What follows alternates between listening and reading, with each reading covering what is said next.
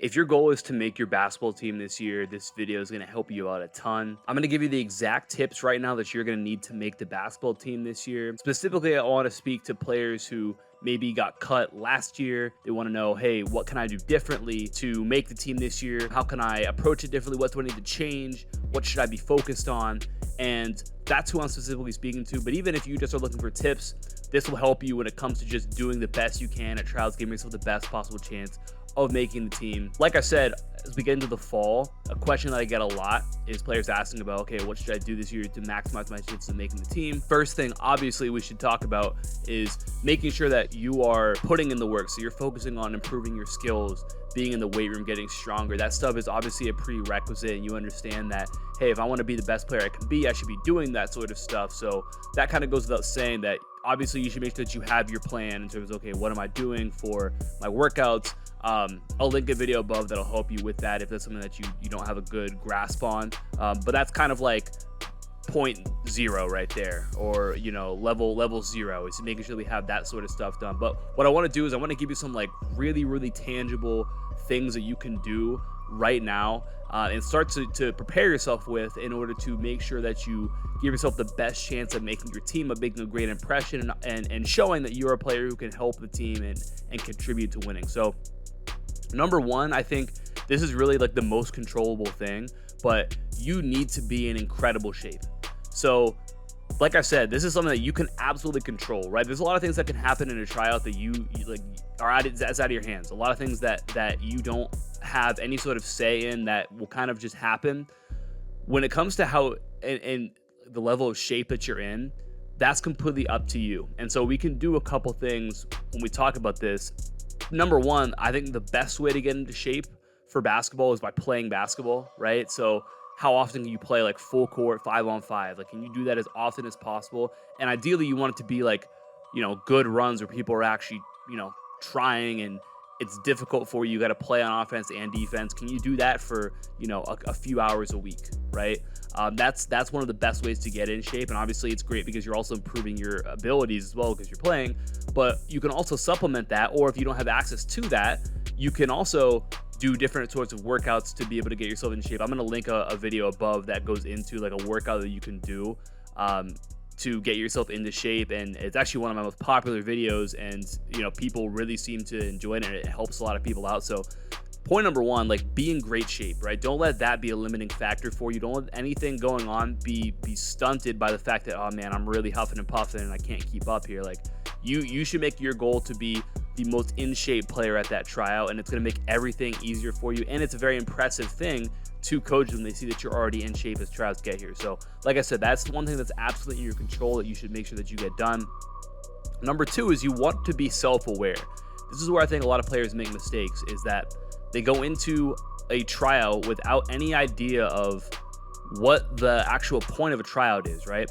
You have to think of it, and the analogy of it is that you want to have the coaches window shopping and not test driving, right? And what I mean by that is that when you are window shopping, right, you can kind of look at something. Let's say we're using cars as the example. You can window shop, meaning you're just kind of looking. You can look at a car and be like, oh, that looks like a really nice car. I could see myself, really enjoying that car, right? You can say that by looking at it, but maybe once you test drive it, you realize like, oh, I don't like how this car feels. The seat's too low. I don't like how the speakers sound.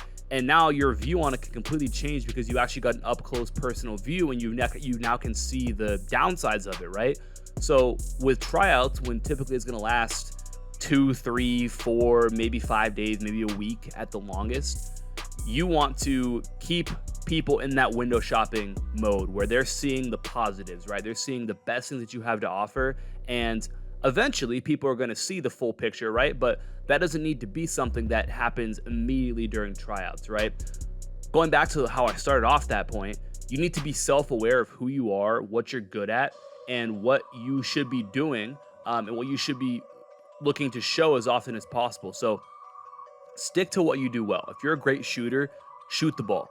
If you're not very good at driving, then don't drive it often, right? Obviously, when you have to do it, you have to do it. But if you can focus on saying, hey, like, I wanted to make sure that I show what I'm great at. If you're a really great facilitator, really great passer, but you're not a great shooter, don't go chuck up a bunch of threes.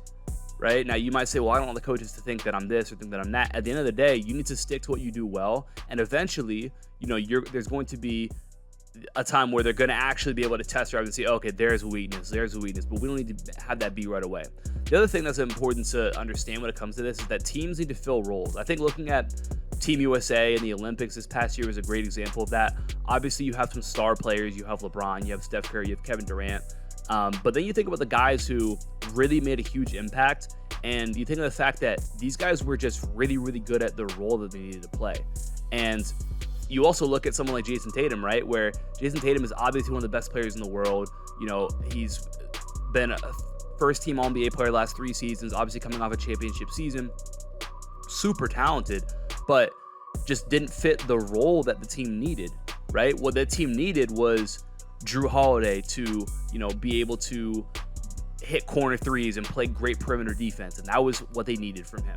They needed Devin Booker to guard the other team's best player and make open catch and shoot threes and make extra passes and be unselfish with the basketball. They needed Derek White to play great defense and hit open shots. They needed Bam Adebayo to rebound and set screens and, be active on the boards. Like, they needed those things from those guys, and they played a significant role, right? And someone like Jason Tatum, who is super talented, saw his minutes pretty much vanish completely because he didn't fit a role, despite how talented he was.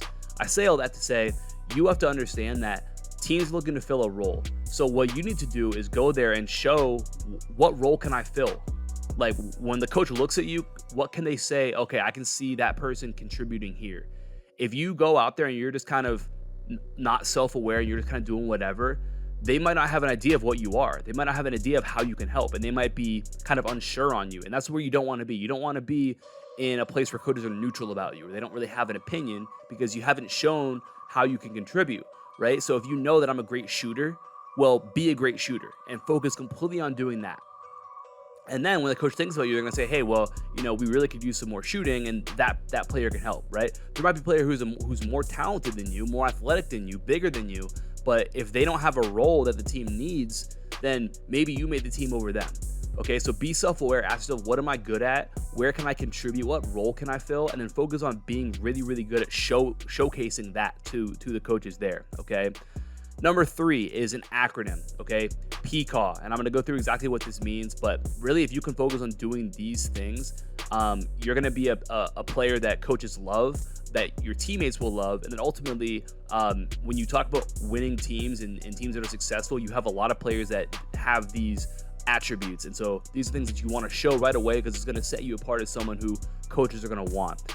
Number 1 is positivity, okay? So how positive are you, right? When your teammates make a mistake or miss you on a pass or whatever, like, is your first reaction to lift them up and speak positively to them, or is your first reaction to be negative and sulk? When you start missing shots, when you make a mistake, are you immediately sulking, throwing your hands up, not running back on defense, being super negative about it?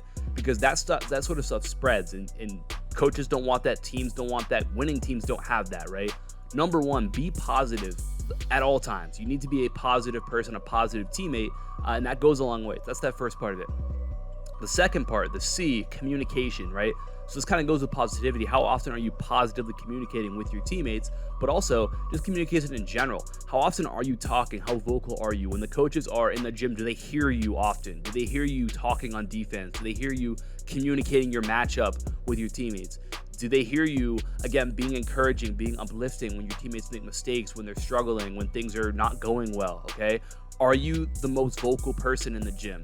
Do they leave the gym remembering you because they can remember how often you were talking, how often you were communicating to your teammates? That's such an important thing to be able to do. I'll link a video above here talking like in depth about like communication and how that should look if you're unsure of that. But that second part, communication, is huge. Third part, the A, is attentiveness. Okay, so how locked in are you? Are you constantly looking the coaches in the eyes while they're talking? Okay, are you being an active listener, right? Showing, hey, I'm listening, I'm locked in. Are you able to hear something for one time and do it correctly after hearing it explained? Or do you need to be explained the same thing over and over and over again because you aren't listening, you aren't being attentive to that, right? That's such a massive thing. And again, if you're players on the borderline where it's like, okay, we could cut that player, we could keep them. Well, if they also are like, well, that person doesn't really pay attention, it doesn't seem that they're really that locked in, Well, that's a great way to put yourself on the wrong side of that line. Okay, so be attentive, be locked in, be able to do things correctly the first time, and really focus on, again, being an active listener. So at all times, you're looking your coaches in the eyes when they're talking, because it's going to help you to lock in and execute better the things that you guys are going through. Okay, and then the fourth thing is want to. The W, want to. When they watch you play, what is your level of desire? What is your level of competitiveness? What is your level of want to? Like, what is your level of effort? Do you want to be there? Do you want to win every single possession? Do you want to execute at a high level every single time that you have an opportunity? Okay, how much does it mean to you? I think is a great way of putting it. What is your level of want to? When it comes to anything, okay? This is something that you can really see as a coach when you're watching somebody play. Like, there are certain players who, like, they can kind of take it or leave it. Like, okay, if I do well in this, that's cool, but if not, like, whatever. You know, if I get a stop here, cool. If not, whatever. If I get this rebound, like, whatever. You know, and that's how a lot of players play. But then you see other players who are like, no, I'm getting this rebound. Like, this rebound is going to be mine. If it's a 50-50 ball, it's mine. Okay, a rebound goes up, I'm pulling it. If I'm trying to get a stop on defense, like, it's gonna happen. Like, there is no question mark about it. Like, I want to get a stop more than that person wants to score. And you see players who play like that, and that is something that you want on your team. When you see somebody like that, you want a player who's like that. Okay, so going through that acronym again: PCAW, P, positivity, right? Communicating positively. C, communication. How vocal are you? Do coaches hear you? A, attentiveness. So how locked in are you? How focused are you? How good are you at being able to hear something and execute it right away? And then W, want to. What does your desire look like? What does your effort look like? Do you have to win? Do you have to be successful, or is it a question mark? Okay, those are 4 things to keep in mind, and that it ultimately should be what you want to embody as a player, is that acronym right there, those 4 things. Then the last thing that I'll go through here that I think is really important when it comes to making the team, when it comes to being successful in general, is having the necessary basketball IQ. So a lot of times the biggest lack for players, and a big reason why players will get cut, is because they don't understand the game. Okay, they might have some physical skills, and I would say a lot of times there are players who are like this, where they might be a decent athlete, they might have some size, they might be able to shoot, they might be able to dribble, they might be able to finish around the rim, they might be able to defend, but they don't know how to piece all that together. So you can't put them in a game and trust them, because they don't understand when to do what or how to do it. And that's a huge limiting factor. Okay, so we want to make sure that basketball IQ is something that isn't holding us back. And on the flip side, when you can show coaches that you really understand the game at a high level, you understand, okay, what's a good shot? What's the right shot to take right now? What should I do in terms of the decision I should make in this situation? And how often do I make those good decisions? When you can show coaches that that's who you are, that you're a really smart player, well, immediately that's the player that you want on your team, because you can trust them. And generally, if you play the right way, it's going to inspire other people to also play the right way. And that's going to lead to winning. Okay, so we want to make sure that basketball IQ is not only something that doesn't hold us back, but it's an area that actually makes us more likely to make the team and to be able to contribute and to be able to play and to be able to help a team win, because of how valuable that is to a team. So really going through it quick, and I'll give you guys something that's going to help you take this to like a whole new level. Number 1 is understanding what's a good shot. Okay, when we talk about a good shot, really what that means is we have to balance, okay, the risk of taking the shot. The risk is just a miss. So essentially, you have on offense, your team has the ball.